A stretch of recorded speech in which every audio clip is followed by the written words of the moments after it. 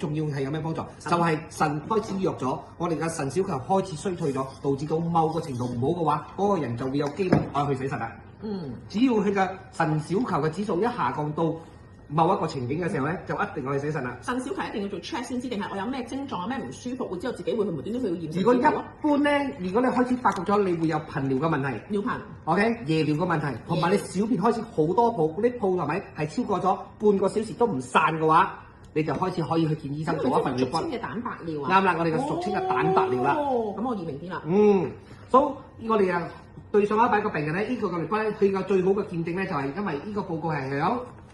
呢個係 patient 咧第一次嚟見我哋嘅時候啦，一個係3月幾嘅，舊年咧3月嘅一個報告，而呢個 patient 係41歲嘅。其實佢攞到一個 report 嘅時候咧，醫生都會有同佢講，你要注意啦，你自己嘅嗰個肌酸嗰個尿嘅指數唔係幾好啦。腎小球嘅指數咧，你睇到佢嘅 reading 咧係63，正常指數嘅話 suppose 係90以上嘅。有啲年輕人嘅話，佢甚至乎會達到110、120都會有。總之90以上係為之正常，但係呢個 drop 到63咧，其實63係大概係咩個概念咧？醫生同佢講啦，你41歲嘅年紀，但係你嘅腎嘅指數係幾乎80歲嘅腎指數啦。因為其實我哋呢個腎功能咧係隨住我哋嘅日子咧，佢會慢慢衰退，但係未必你衰退到80歲你先會到63點，佢年年都會 drop 1至2點咁樣。好似我媽咪咁樣啦，70歲以上啦，我媽咪今年70歲，但係佢嘅腎嘅指數都係90以上嘅。但係有啲人咧，如果佢真係食太多西藥啦，好似譬如話三高藥啊等等啊，或者可能飲食上冇咁注意嘅話，佢就會影到佢嘅腎嘅 filter， 就會導致呢個指數慢慢 drop。所以呢一個咧，醫生同佢講啦，你嘅腎嘅指數63點，基本上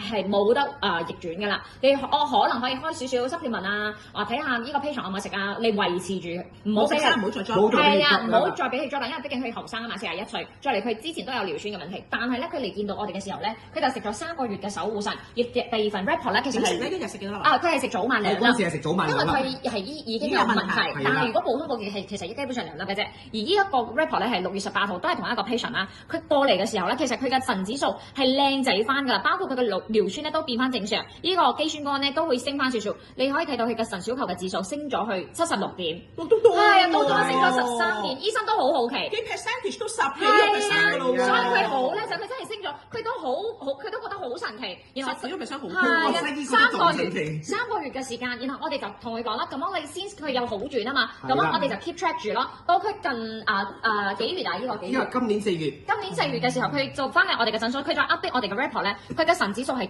完全正常翻。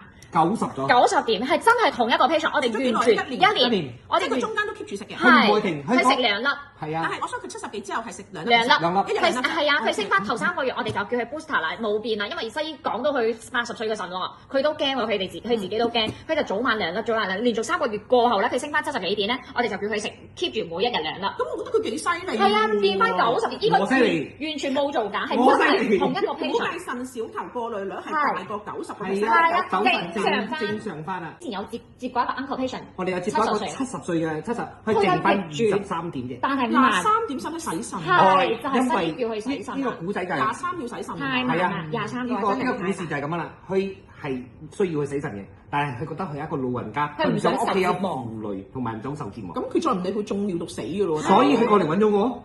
你唔驚咩？嗰刻大佬你有啊，我哋都有驚啊！我有同你講啊！你心諗，你唔好淨係諗住靠我啊，大佬！你有10日唔使腎住，你中尿毒死 Q 咗，你點算啊，大佬？所以係嗰陣時我同佢講，我最多係開1個月嘅藥物，1個月嘅藥物我就要你去翻去再去做檢查，我一定要你覆查。好，跟住咧，佢喺嗰1個月嘅時間係咪？佢從20幾點上翻去30點，都好犀利喎！都係10幾個 percent 喎，都有10個點。飲酒，佢冇食三高藥，但係佢飲酒捱夜。佢生活習慣係咁樣。咁佢有冇熬底？有冇飲酒啊？跟住冇啊！佢都依然有飲酒。佢冇完全戒。我仲心諗，冇係因為佢冇飲酒。佢又飲少咗。又飲少咗，但係佢都冇戒酒。戒唔到啦。戒唔到，佢都冇戒酒。我哋都問佢，包括西醫都問佢嘛。哇！你係咪改善咗好多，或者係你飲好大量水啊，定係乜嘢啊？佢話冇，其實捱嘢照捱。捱嘢冇得戒嘅。係啊，酒照飲，但係佢有減少嘅量。係啊，減少，但係生活習慣係改善。但係我想問正常人咧，我當日你係醫生，即係你中醫啦。正常人可能我得翻40，我乜都唔食。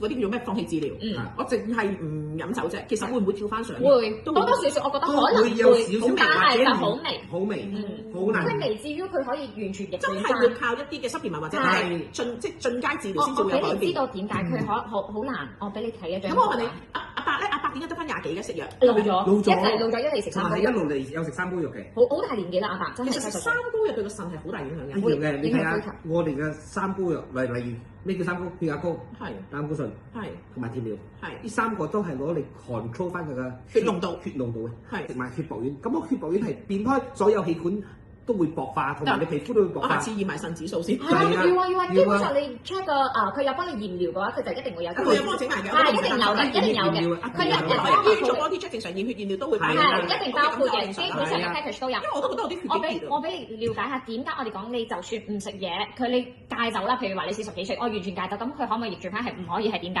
因為當我哋嘅腎已經纖維化，已經有問題咧，佢係喺呢一個 condition 啦，佢係啡啡地入邊嘅嗰個腎嘅嗰個 filter 係好難 feel 啦，佢已經纖維化，已經硬化嘛。但係我哋嘅守護神最主要係做到啲乜嘢咧？唔係將你嘅纖維化變翻成正常，但係我哋喺咁惡劣嘅情況之下，都可以幫助你 filter，所以佢嘅腎嘅功能就慢慢咁樣恢復翻。有啲乜嘢？我俾一咁明。我哋講埋個少少嘢，嗰個正話張圖係咪？你哋大家會明白咗。如果我哋講纖維化，就好似俾人哋攞熱水殺過咗個豬肝，即係開始硬化啦。其實硬化咗之後，可以點樣溶翻？喺科學上逆轉唔翻。以前係逆轉唔翻我知，我知而家好多嘢都有得逆轉落去㗎。而家都好難去逆轉啊，因為西藥其實係咪啊？喺我哋中醫嘅角度啊，我哋入邊有最重要咩？有冬蟲夏草同埋黃芪，呢兩樣嘢本身係一個補氣固本嘅，最重要係注意可以入腎，令到佢可以有足夠印藥，有足夠嘅能力去做入到腎先最起碼。啱啦。第二樣嘢我哋馬來西亞個國寶東加利，東加利可以溫補我哋嘅腎陽，係可以代謝翻，令佢嗰個大環境入邊改善。例如咗點解會纖維化？凍咗嘅地方冇熱能嘅話，冇溫度嘅話，佢就會冇血冇溫度越嚟越差啦。所以東加利個溫度落到去咧，唔係幫助去男人追求嘅嘢，係將個大環境我哋嘅腎臟啊代謝翻去，等佢活力翻。再加上我哋所謂嘅積雪草啦、丹參啦，呢本身就係一個好好嘅清熱利濕同埋可以活血化瘀嘅藥物。再接落嚟咧，我哋做一個祛濕嘅藥咧，我哋有黃柏同埋茯苓，就可以導致到分解翻你嘅腎小球，代謝翻去入邊有阻塞嘅地方排乾淨係啦。明白冇啊？一般市面上咧有好多產品，你話食肝臟啦、食膽固醇啦，或者食心臟咧，我相信呢啲產品係出邊係好多啊。如果係食腎臟嘅話，一般咧喺中醫嗰度最昂貴嘅兩個草藥咧。